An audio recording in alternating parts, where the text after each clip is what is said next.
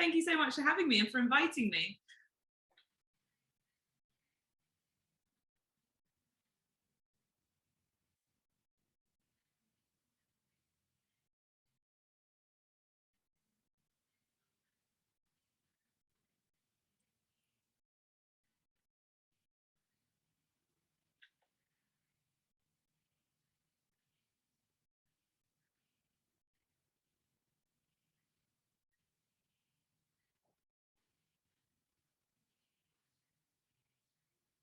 Yeah.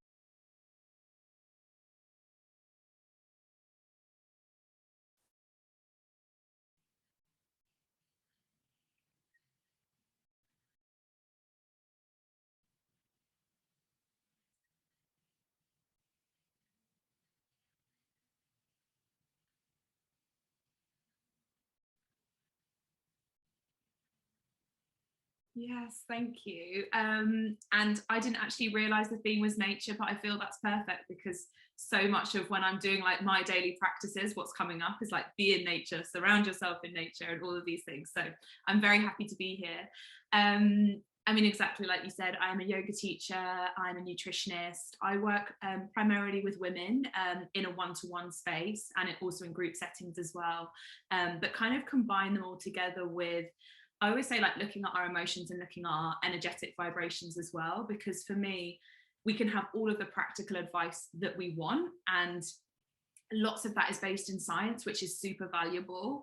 But if we don't understand what's making us tick, why we're making certain decisions, how our mind and our brain's working, which obviously links really well with Mental Health Awareness Week, you know, you can have the best will in the world, but if our belief systems, if our patterns, if our programs, if the stories that we're telling ourselves because of where we've grown up or how we've grown up or our families and things like this, that can have a huge impact into what we're doing and how we're doing it and how effective it's going to be. And essentially all of that means is like, how well do I feel? You know, I can wake up on a Monday morning, and in fact my Instagram live today was very similar about this, but it was like, if I wake up on a Monday morning with the best will in the world, but secretly I've got this like self-sabotaging pattern behind me, then it's all going to fall to pot at some point. So I kind of combine all of these things, and that's really the way that I work. And it depends, either if I'm working more in the nutrition space, then it's obviously primarily with the nutrition in mind, but also it feeds into yoga, it feeds into retreats, workshops, everything. So yeah.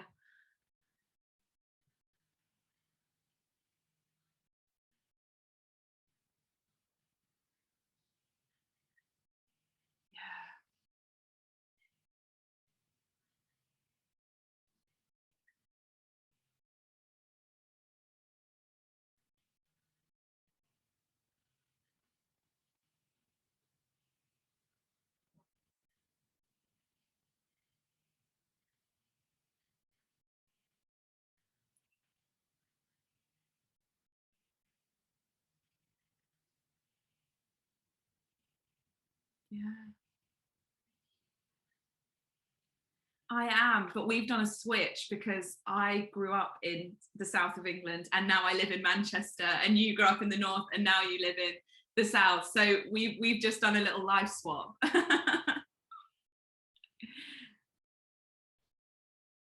People are going to be listening like, she does not sound like a northerner.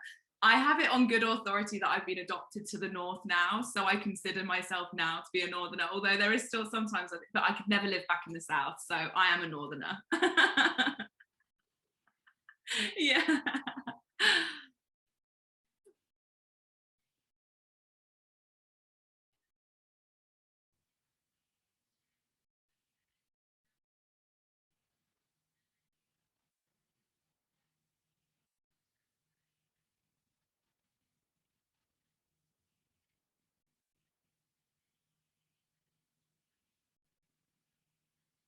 Yeah, so this is the reason why I work primarily in gut health and in women's health now, because my story started from a young age, not having a period, irregular periods, like it was on, it was off, all of this sort of thing. But again, it's, for me, it was never just a physiological I don't have a period, and lots of people would be like, oh, that's great, you don't have to deal with the drama of having a period every month, things like that. But my overwhelming thoughts at the time were always like, is my body working? Does this mean I'm not a proper woman? Will I be able to have children? And I was still really young. None of these were kind of like, I want to do it now. But there was always that thought of like, well, what does this mean for me in terms of how well my body's working? And I always had this overwhelming sense that something can't be right. And I would see all of these doctors and Western medical professionals, and they would always just say, oh, the tests are fine, therefore you're fine, your blood tests are fine, the scan's fine, this, that, and the other. And I always had this thought of, but something can't be fine, because this is what the body's supposed to do. And you know in yourself when your body's working optimally and when it's not. And there might not be a test that can prove that, or a reason, or an explanation. But I think, especially as women, I feel we're so intuitive that we know in our bodies, in our bones, in our waters, like when something isn't right. And I found it really disempowering. A lot of the doctors I was seeing were men, having to speak about this stuff as a young girl as well. And I just always thought, something can't be right. And so I kind of pulled that thread. At the same time, I had really bad digestive problems. And now looking back, I know that the two were certainly connected, if not like one was causing the other or feeding in. And I was having the same thing, like, oh, just take this or take that. And I just thought like, well, what's causing it? I was just like, why? And they just be like, oh, we're not sure. Like, the tests are fine. I remember that being said all of the time. Anyway, what actually happened was that I ended up seeing a naturopath. So I'm a naturopathic nutritionist now. So it really is like looking at the root and looking at the body as a whole. I don't know if anyone's seen the diagram, but it's kind of like a tree diagram. There's symptoms and there's root causes, and then there's all of the systems of the body. And it really looks at it as interacting with all of the other parts. So for instance, our digestive health is going to be interaction with our reproductive health. So long story short, I did a lot of studying. So I studied in naturopathic nutrition. I did my yoga teacher training. Those two threads kind of combined as well. Yeah. But really over the last few years, I think what's changed the most is really investigating my own body and delving into lots of different practices that are very not Western medicine, like all different things, and it's a real rainbow of different things. And also like following my body and my intuition and really listening to that, and then working with other people and seeing what stories keep coming up, like I've said before, like what belief systems. It's like, oh, there's that thing again, that, you know, I feel like I'm too much, I feel I'm doing too little, this like constant battle. And primarily this is based at women because I only work with women, but yeah, all of that stuff's feeding in now as well. So that's taken me to here, so a big winding road. Yeah, so it's interesting, isn't it? I do find there's a lot with wellbeing practitioners, and it, you know, it's the same for myself. It's there's no way of splitting out the experience from your professional career to your personal health journey. They're usually always intrinsically linked. And actually, one of the tough bits of that process, and I've been thinking about this a lot myself recently, because obviously I'm coming back to work after maternity, and then you know, of course, with it being Mental Health Awareness Week, you know, you kind of it does make you stop and think and reflect on your own behavior. And that's the brilliance of awareness weeks. Whilst we should be thinking about our mental health and our well-being all of the time, you know, it is a great opportunity to stop and think. But you know, like, we can't all perform and be well all of the time. And actually, in this space, sometimes that's quite challenging as a practitioner, because you don't feel great all the time, but you showing up and sharing, and you also have to know when your limitations are, and perhaps when you're not feeling your best to share. But it's just such an interesting little kind of dynamic, isn't it, that you have, which is this kind of you're this vehicle and this person of knowledge for other people, but then there's your own personal well-being that's underpinning all of that. Yeah, It's really quite amazing. so often I find what I'm journeying, like the struggles that I have, or the thoughts, or the things that I'm going through at any one time, and maybe I don't know why, but it feels like 2 to 3 weeks later, when I've come out the other end, it seems to be the conversation that's happening with clients or in a Yeah, workshop space. And I really feel like, and I do a lot of work on like, what does my soul want? Where does my soul want to be? Because that's what I feel it all comes down to, like the health, the business, the work, the life. Like it's yeah, all kind of comes down to like, we're a soul in this human body. But yeah, I feel like it's part of my journey that I go through the things with a conscious awareness, and then one way or the other that will come out the other end and help other people. But yeah, it's yeah, certainly a dance, and a difficult dance to navigate. And like, yeah. yeah, who's leading who? I'm not really sure, but Yeah, well, yeah. exactly. Sometimes I come out of, you know, teaching a yoga class or spending some time with some clients, and I feel invigorated from it. And I'm like, hang on a minute, this was Yeah, about them, not me. And it's about the clients, but it's just this lovely thing that we get, that this part of the experience, which is, it's actually quite invigorating, isn't it, to kind of to be involved in this work. So, I mean, I really do see that in your work as well, Rachel. It really comes through, this kind of truth and honesty that you have with yourself, that comes through your work. I have to say that it's been one thing that I've really kind of been very you know, taken by when I've seen everything that you share through Instagram, which in a way is why it's difficult to define exactly what you do, because you do so everything you do so well, and it's because it's so authentic. It's lovely. And so one of those really strong themes that is just, I cannot miss when I see your shares through Instagram and social media, and when you talk, is your connection and passion for nature. And I was so envious when I saw that picture that you shared, I think yesterday morning, or many mornings, of having your kind of dip in the water. And it's very cold still, I imagine, for a lot of people, but I know that, of course, this movement to cold water therapy is very popular. So I'd love you to chat to us a little bit more about that in a moment.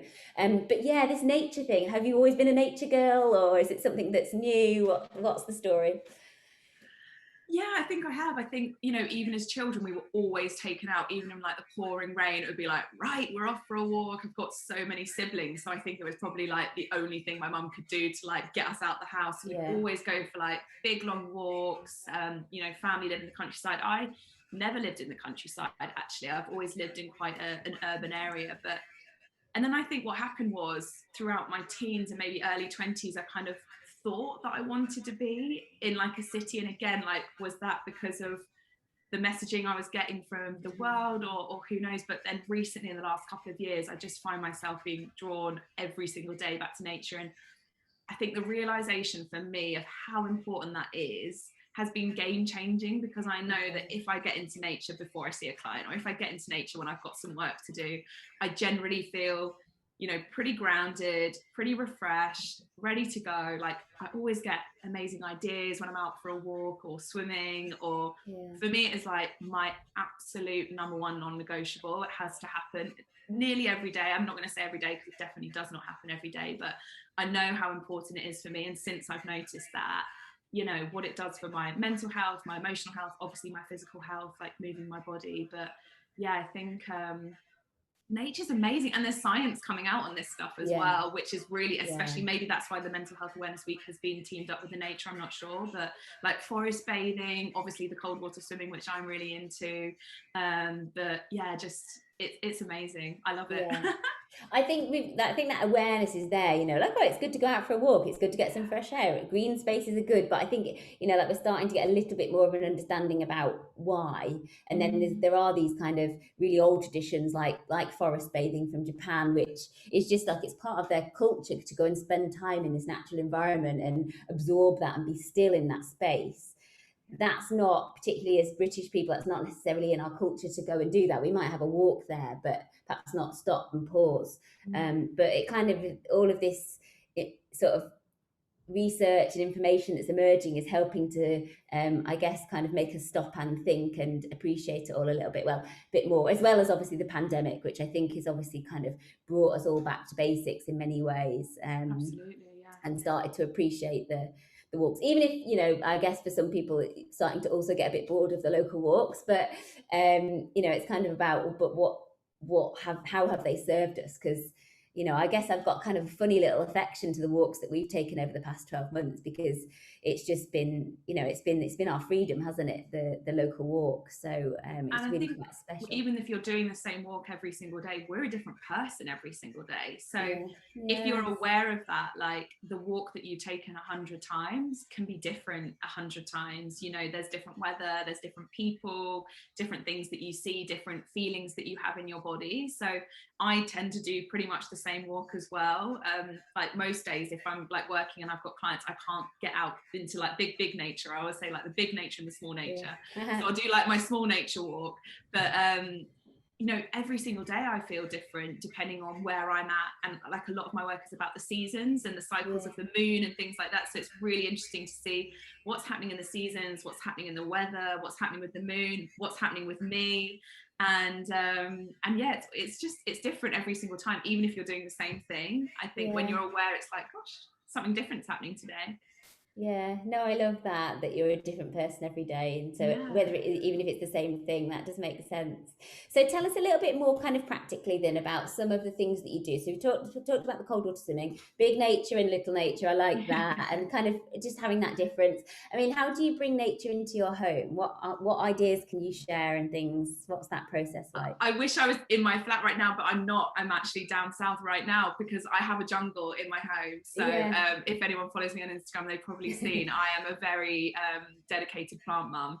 So yeah, I have so many plants in the house, and I would definitely recommend, if people are feeling, and again, there's science coming out on that about, you know, what plants do for our mood and things like that. So I would definitely suggest just bring in 1 or 2 little plants, and just, you know, it's not going to be the sort of thing where it's like magically everything starts to change, but slowly, you know, like cultivating a plant, seeing it grow, maybe even like propagating it, taking little cuttings, growing new little plants. Like, it's such a joy, and it's so easy to do. So yeah, I would definitely suggest that.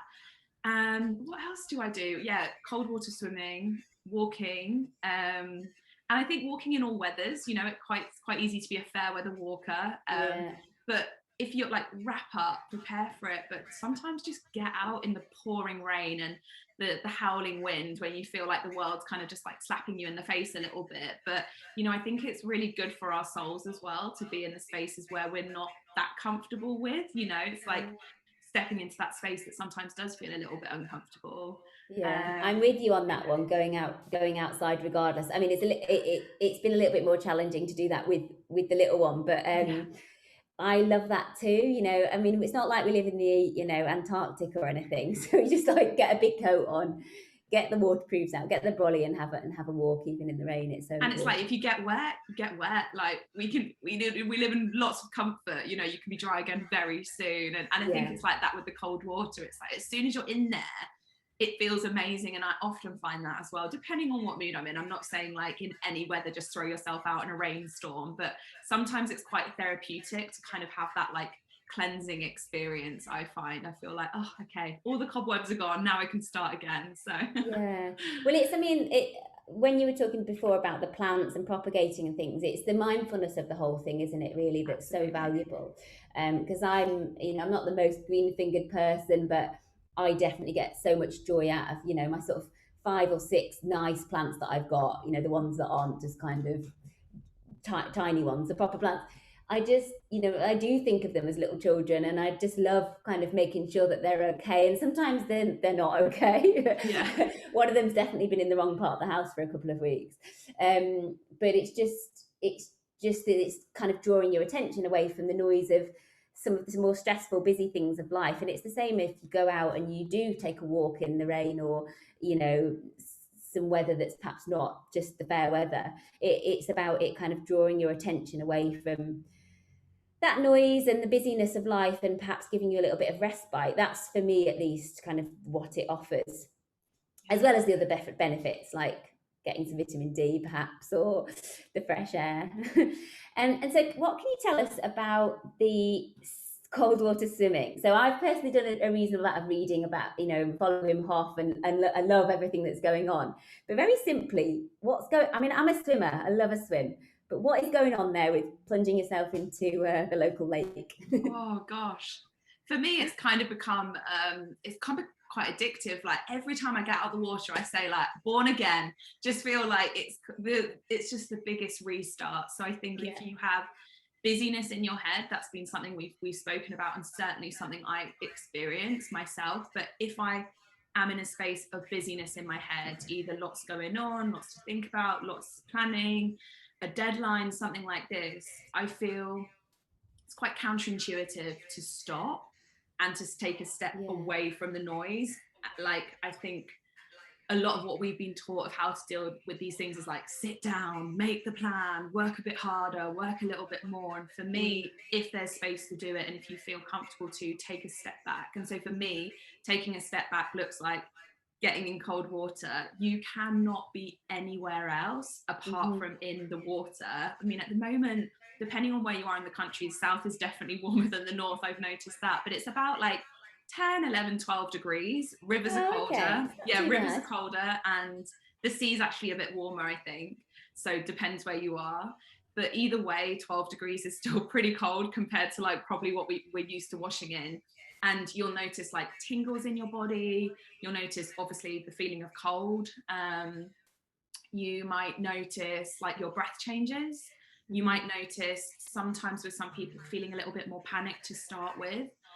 But I think all Mm. of those things just come to create awareness of what's happening right here in this moment. Like there is Yeah. no way you can enter into cold water whilst going, but what about like the deadline I've got tomorrow? Or like, what about that meeting that I've been stressing about? Or what about this decision? It's like, you're only here. That's the only place you Yeah. are. And for me, like, again, there's loads of science coming through about this, which is awesome. And I'm here for that. But it cannot take away from like what is being experienced in that moment where you're Yeah. just here. And I love that. And then you start to notice your body starts to kind of adapt and thrive in that environment. So at first you're like, this is freezing, and then you're like, okay, this is okay, and then before long you're like, you can swim around or whatever, and you can't stay in there too long.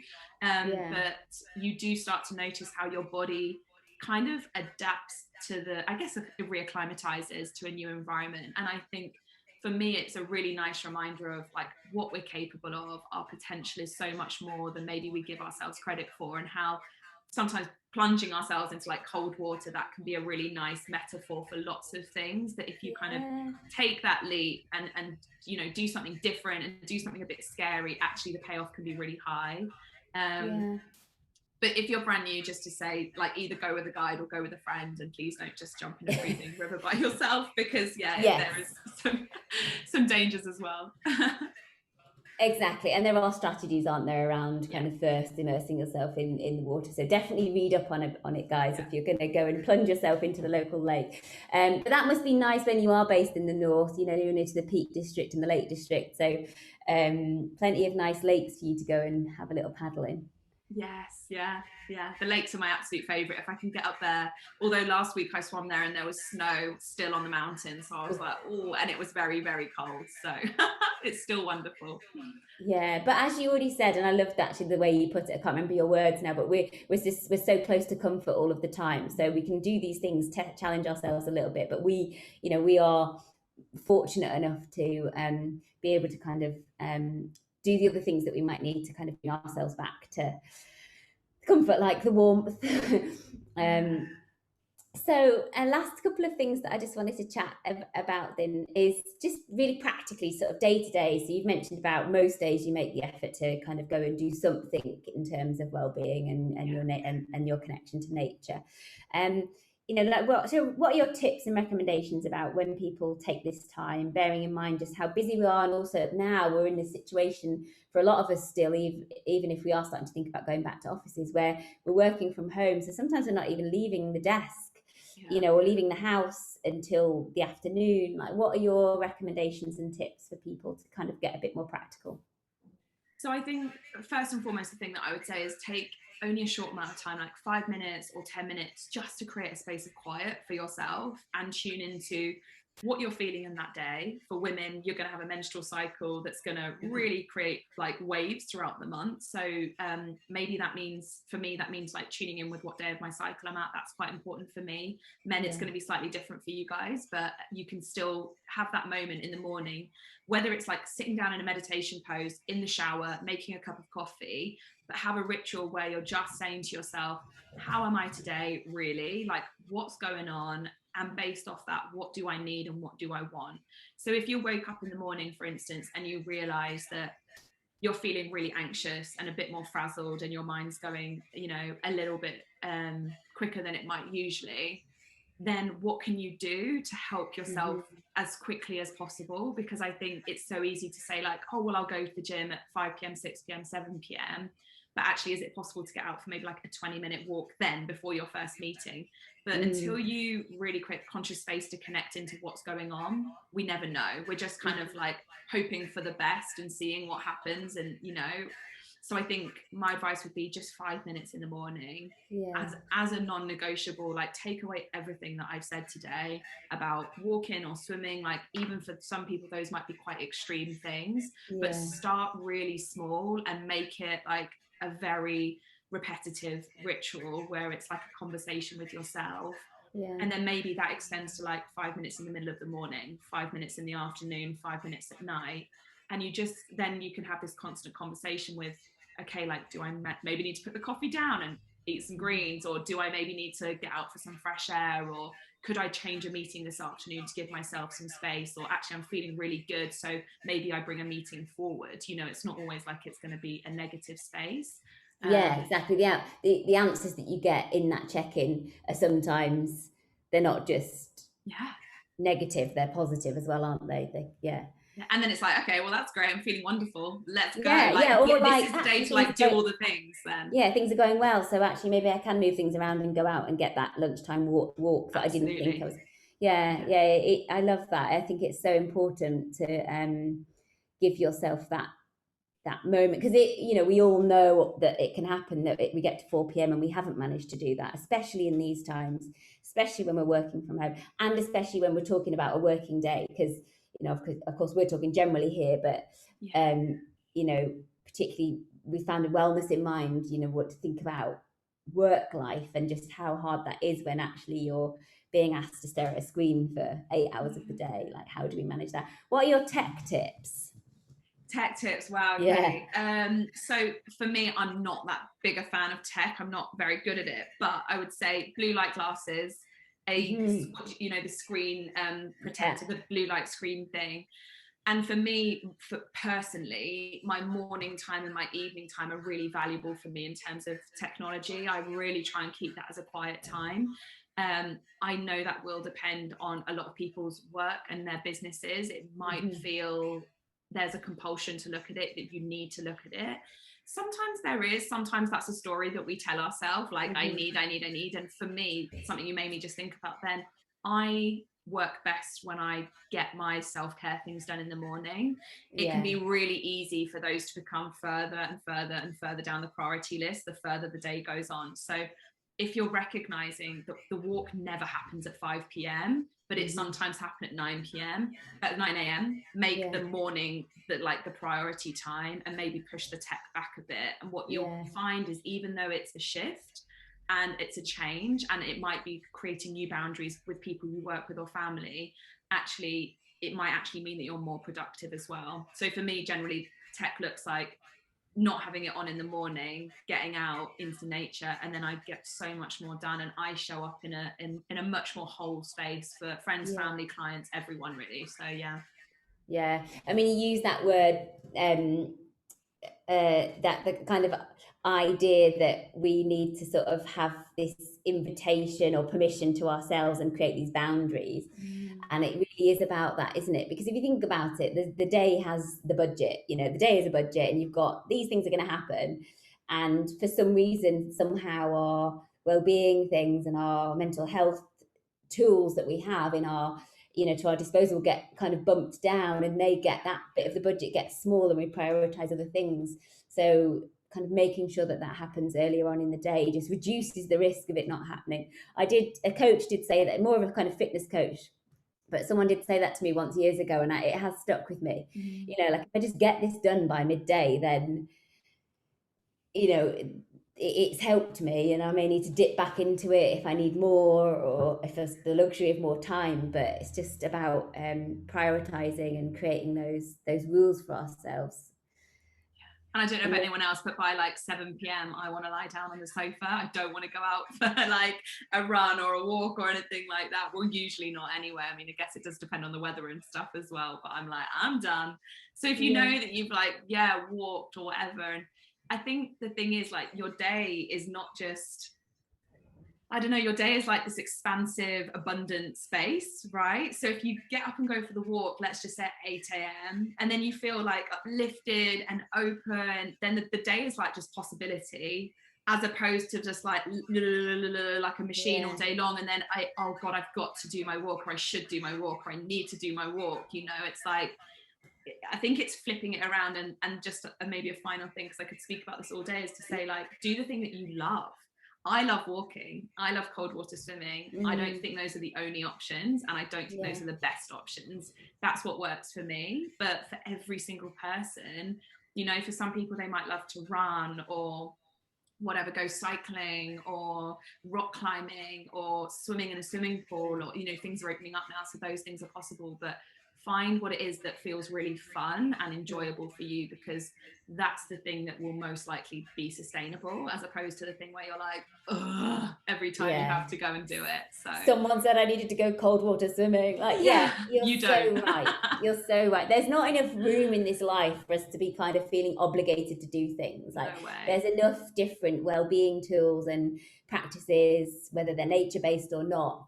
There's enough for us to find the thing that works for us. So yeah, absolutely. And I think that's where, you know, like, trying and experimenting is so important, and just giving yourself that space to give things a go, because it might be something you've not discovered yet. Yeah. All right, Rachel. Well, final thing, just how can we find you? So obviously we can find you through your Instagram, which is easily linkable here through this conversation. What about website, that kind of thing? So Instagram's probably the easiest, and then all the links are from there, but it is just rachelcruickshank.com, so very easy to find me. But please reach out if you have any questions or anything like that. But thank you, Aletheia, it's been great. Oh, my pleasure, Rachel. I always love chatting to you. I feel like we could do it for hours. I know. Well, let's do it again soon. Take care, Rachel. Thanks so much. Bye, everyone. Bye. Thanks, guys, for tuning in.